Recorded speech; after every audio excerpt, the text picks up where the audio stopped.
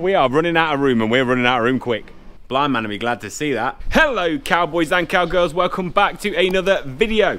Just heading down the yard to check the cows, see what's going on. All has been kind of quiet on the Western Front, I'm not gonna lie. These girls are just shut in here at the minute because Dad, as you can see at the bottom, is cleaning out the bottom yard where those guys reside the rest of the time. We've only had one calf since last Friday, which happened about 2 hours from taking all the other 7 calves and chucking them out to the side of the drive. So they're out, we've still got like one in. There's another stabilizer sex semen calf though, so I was kind of, just kind of like a bit proud of myself, you know. These guys down here are just chilling, not a lot going on. Some serious bags getting about though. I just feel like it's going to explode any day now. That stabilizer's got a good bag, that one's got a good bag. Come on girls, get on with it. Dad's just in here because the one yard we haven't got cleaned out is this bottom yard here, but he's cracking on now, he's nearly at the gate, look. He's really shoveling some muck out of here and getting it in the silage pit. Then that yard will be clean, that's the only one that's not been done. Hoping this week to get some more cows out, but it's been chucking it down with rain again. So I'm not sure whether that'll happen or not. But first job I've got to do is I've got to go and I've got to nip up Mr. Catley's. Come with me and I'll show you why. So yesterday I was moving the forks recording yard, it had the bale spike on it, and I caught the floor with the bale spike. I don't know if you can tell, like if you just look real closely, but I might have just like bent this. I don't, if you just catch it in the right light, you might just be able to tell. I'm not sure, like it's supposed to be straight, like that one's straight, and this one, if you just look, I don't know, if you look really close, you might just be able to tell it's not quite straight, right? So I'm going to take that off and then I'm going to go and see if we can get it pressed right. Oh, gave the covers a little bit of a wash too, look at that.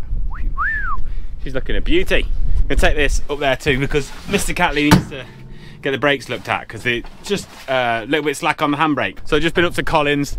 Apparently it was quite badly bent. I don't know, news for me. So he's had to order a new one for that, so we haven't got one at the minute. So I've come back to the yard now. I'm going to go and have a look, see what Dad's up to.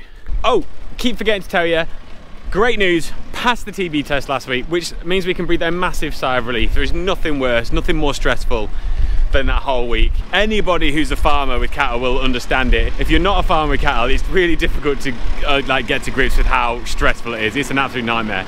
And Dad's near enough finished this shed now, so there's only just this little bit at the back corner to do. And that'll be this job done. Oh, he's got a bit in that corner over there to do as well. Clean all this out, we can run some cows back in here, put some fresh straw down. I like having all the yards cleaned out, ready for calving. I know we've started already, but it just gives a bit of peace of mind that we're not going to have navel issues and things like that. Although, if the weather does pick up, which, I mean, is looking unlikely, but if it does pick up, we'll start to move a few calves out as fast as they calve, and that's the best place for them. Calves just do better outside.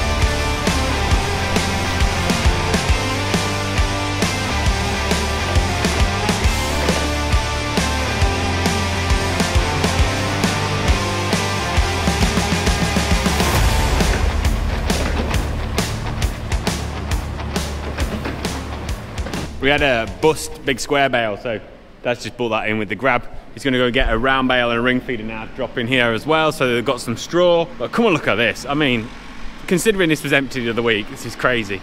Look how much muck we've got in there. Dad was saying we either need a bigger silage pit or we need some dry weather because we are running out of room, and we're running out of room quick. What was it, 2 weeks ago? Maybe 3 weeks ago, we did that pillar at the back. Jesus, that is... God, it's going to take some emptying when it comes round to it, but we've got no choice, we've got nowhere to put the stuff. It's far too wet to get out in the fields at the minute, even though we have got some cows out, but it's just too wet to get a tractor and trailer out there. Hey, but you know what they say, where there's muck, there's money.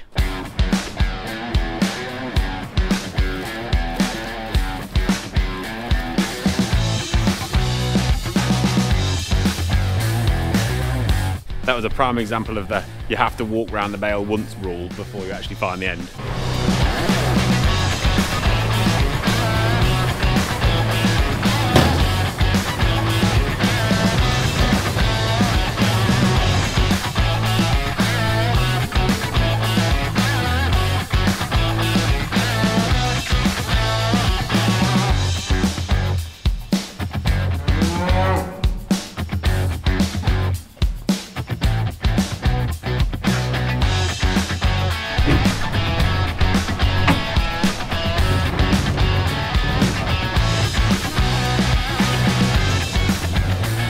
There we go. They seem happy enough. Look at that little fella just there.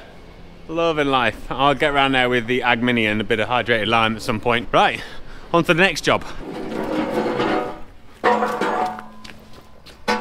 So we got this length of steel here, which is the bit of steel that's left from when we did the side pit. So that bit that was broken, this is the good bit of the broken bit. The little bit still on there, that needs to just go to scrap. This bit though, we're gonna use as a gate post for over the yard, because opposite the house, there's a gateway there. It's a little bit tight getting the beef bus around the corner.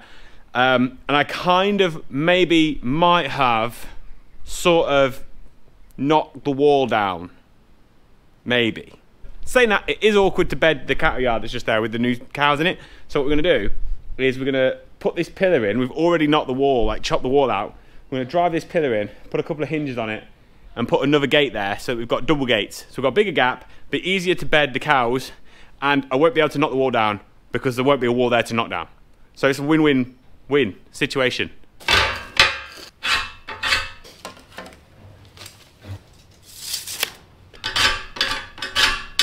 Now this most certainly isn't a job for a TorraMór coat, so this thing has got to come off.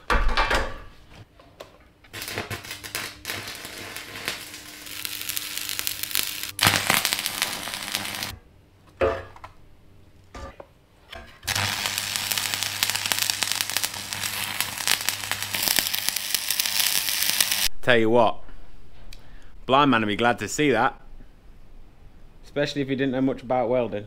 Here we are, look, Mr. Catlier has come good with the bale spike. If you look closely now, you can kind of see how bent the other one is. Hey, come with me, look, because I was saying we were on the go slow, but just look what we've had. Look at this. I mean, it shouldn't be here. It's supposed to be in there, but look at it, beauty. This is a heifer's calf, that one just there. So she did it on her own. Just left her to it, noticed she was calving. Thought, we'll leave her alone, see what happens. Come back, got a calf. Happy days. Come and look at what we got here too. Exhibit B. We've got the first Charolais calf of the year. This one's a Paul. You can see how he's like a bit piebald. Paul's got piebald skin tone underneath, oh, even though he's Charolais and he's white, if you take the skin underneath the fur and he's got patterns and markings like that on his skin, and he throws these calves that have this like different coloured dots on them. It's quite cool. So you always know where the Paul calf is because it was like that. Yeah, you're a beauty. You're a lovely little calf. Yeah. Lovely calf, that one. There we go. Didn't see that one be born either. They just do it. That's what you want. Cows that just kick them out. Don't want to be messing around with calving jacks. This is how you do it. What a lovely little calf. Lively as hell. It's big as well, isn't it? Look how long its legs are. Oh, here's mum. That's what you want. Cows that mother calves. Just do what they're supposed to do. Lovely. I had to take my hat off. It's too hot. Right, next job. We're going to go and put that post in. So I'm going to take the top link off here, put the post knocker on, because I made a bit of a contraption, I'll show you, for knocking these RSJ posts in. And we've also got a fencing job to do at some point, so post knocker might go on now pretty permanently, because, you know, spring's coming, it's around the corner. They keep telling us on the weather it'll be here at the end of the week. Just not worked out which week it is yet.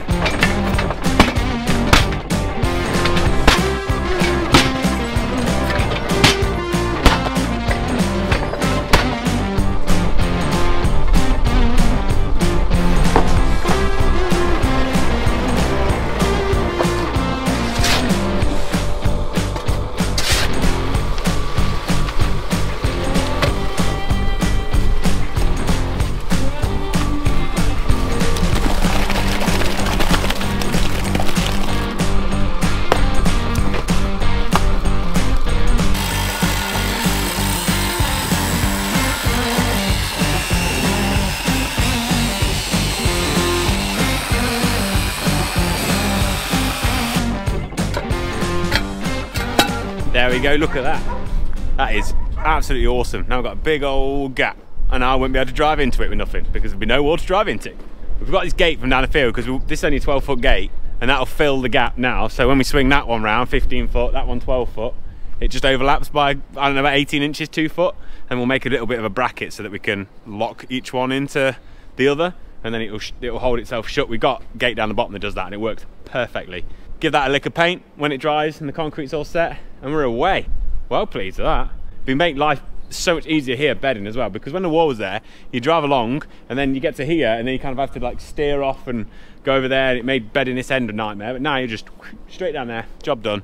Bob's your uncle, away you'll go. Realised too, I forgot to show you my contraption. I made this like thing to go over the RSJ, so the RSJ will sit in there and then it's bolted onto this bit of wood so that we can knock it in with a post knocker. Works. It's bent that though, look at that. Look how he's bent it. It's took a bit of grief, but it does the job. Some serious steel in there as well. It's real thick, but it still bent it. It's crazy how much force goes through that. You won't want to get your hand in it. Anyway, that is it for another week. Thank you very much for watching. If you want merch, go to bodysfarm.com. I'm also going to be writing a blog on there pretty soon about grass growth, so go and check that out. It might not be out yet, but just go and have a look at the website anyway. Whatever you get up to this weekend, have a great one. Look after yourselves, and I'll see you in a bit. Ta-da!